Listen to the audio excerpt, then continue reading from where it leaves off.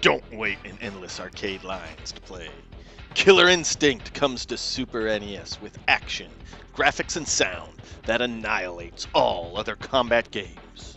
Fulgor, Jago, the Orchid, Spinal, and all your favorite warriors contend in the Ultra Tech KI tournament. Each combatant engages in the KI combo theory of connected moves and finishing tactics to destroy their opponents. With incredible displays of eye lasers, ice lancers, wind kicks, and laser blades, these fearless fighters prove their battle prowess. But remember, if you lose, it's 0-0. Welcome! Today we tackle a rare classic, see what I did there? Killer Instinct, published at the end of the early 90s' Magic Eye craze. Magic Eye. How come the generic name, Stereogram, is so superior by orders of magnitude than the brand name? Huh? I guess my window of opportunity to complain about this is long since closed. So, Killer Instinct, let's go! Background viewing. As is the case with all my retro game reviews, I've provided some additional viewing content in the description below.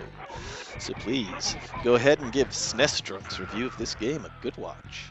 Then come back here for the 999 experience of Killer Instinct.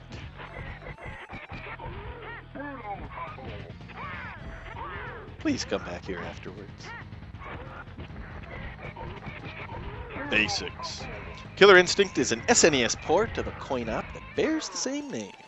It's a 2D tournament-style fighter, in the vein of Mortal Kombat, Street Fighter, Tekken.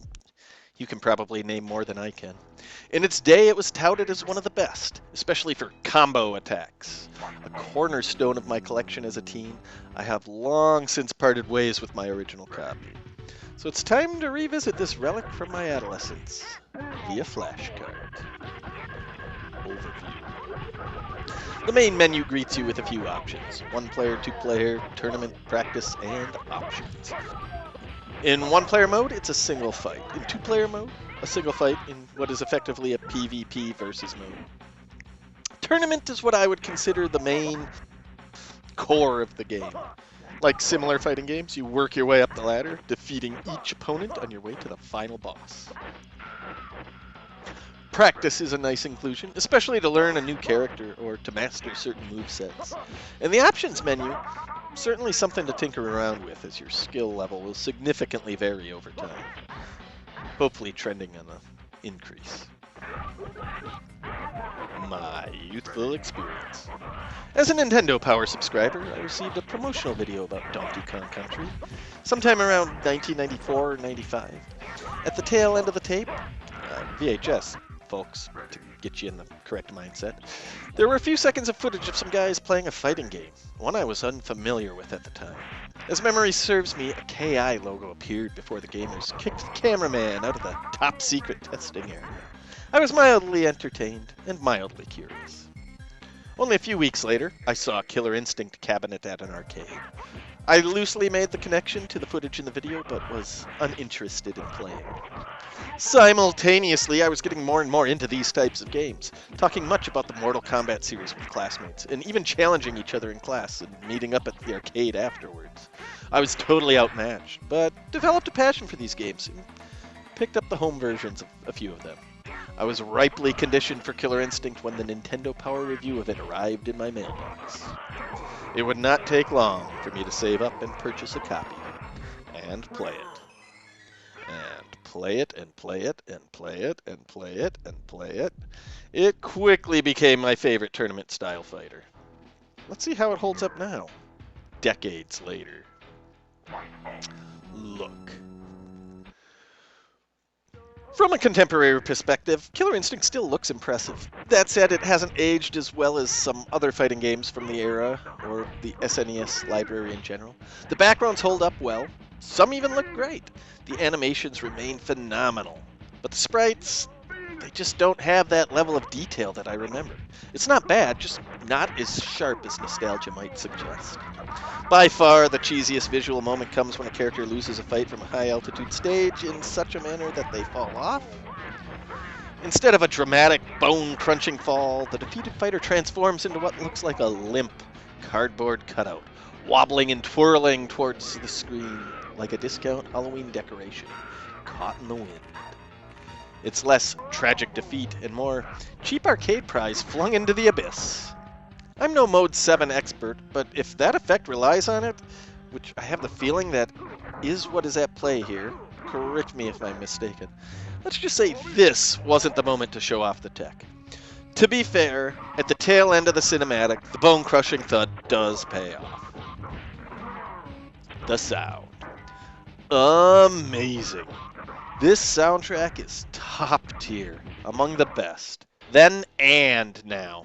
If you have a reasonable way to set it up, and you hand out candy on Halloween, go ahead and put the Saberwolf theme on loop outside your front door. It creates such an ambiance that it fits the theme of the holiday, and the kids will love it. And the rest of the songs are marvelous as well. It's so good! Sound effects and limited digitized vocals add to the experience, but honestly, they aren't even necessary. The compositions are just so sensational that the rest of the audio is effectively irrelevant, or a subtle bonus. Gameplay.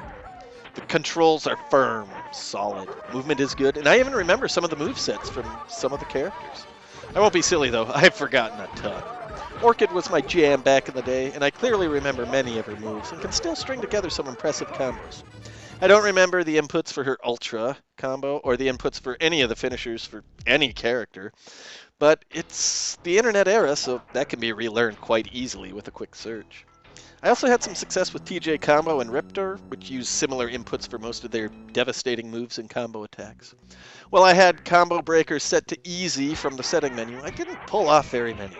I was, however, able to complete the game on the 3-star difficulty in under an hour, using only 23 continues.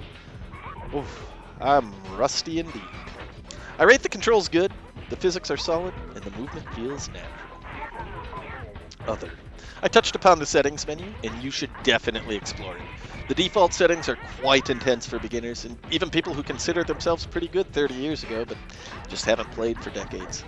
There's plenty to experiment with on the settings menu, but it's not nearly as overwhelming as you would see in a lot more modern games. When completing the game, on some of the lower difficulty settings, the game congratulates you. Then it insults you. I love this. Get good, rookie. Motivating you to tackle the next difficulty level. And, should you feel up to the challenge, master the game. The one-player experience. To me, the one-player experience is the primary way to get the most out of this game.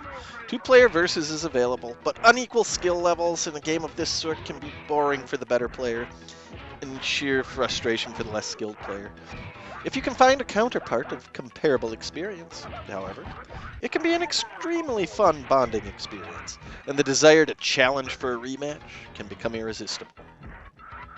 I also recall having found some Easter eggs back in the day, probably through Nintendo Power by word of mouth, which I've long since forgotten. But if memory serves me right, Idol is a playable character if you enter the correct secret code. Who would like this? These days, I don't have a strong passion for these tournament-style fighting games. The exceptions are exclusively limited to my nostalgia. Mortal Kombat 1 and 2, Street Fighter 2, Clay Fighters, and Killer Instinct are the only ones I really have interest in playing in the 21st century. The ones I played as a teen. If you are in your teens or 20s, I suspect this game won't appeal to you just because the genre has improved so much, and Killer Instinct cannot compare to modern fighters. If you're in your 30s or 40s, or even older, depending on the longevity of this video, I think you can enjoy this again, if it was a game you played back in the game. Without the nostalgia element, I'm not sure who else would seek it out. While anyone who has an affinity to this style of fighting game can find enjoyment with this title, as it is very well made, the modern era has really made this feel like a single rung on a ladder. A ladder that has surpassed heights unimaginable from a 1990s perspective. Relevance today. There does not seem to be much legacy for the Killer Instinct brand. A phenomenal game from a time long since past. Quickly forgotten and secured away in the section of our mental warehouse. Games that were too cool for the 90s and not cool enough for the post-90s. Now, there is some replayability here. If you find it worthwhile to tackle all the different difficulty levels, and if memory serves me correctly, upon completion you'll receive a different, insulting/motivational text screen demanding you conquer higher difficulties. Again, assuming I have immaculate memory, on the top 2, or maybe just the top difficulty level, after beating the game, you will get, I call it a cutscene, but it's a still image, or a series of stills, combined with text, explaining the aftermath of your victory. The story has a conclusion. Oh, and the story changes depending on who you win with. It's very possible I'm confusing the arcade port with this one, but I think it's a feature in both. Since it will be some time before I return to this title, it is up to you to put in the work and find out for yourself. Overall, it is still extremely fun to play. The music alone is reason enough to fire this one up. Still, it's a genre I have long since outgrown. It's enjoyable and it plays very well. It holds a special place in my heart, and I'll be certain to revisit it again from time to time. Especially since it's on my Super EverDrive anytime I fire up my Super Nintendo. It's there. But the days of EVAD playing it every day are best left in the past, when I had a great passion for it. Next. At the time of the recording of this audio, I haven't decided on my next review. I'm contemplating recording out of order so I can bulk fill a single console at a time, but I'd like to publish them in a manner that doesn't cluster many from the same console all at once. So stay tuned. I have stuff in the works. I just haven't figured out what you will see next. Thanks for watching, and as always, see you next mission.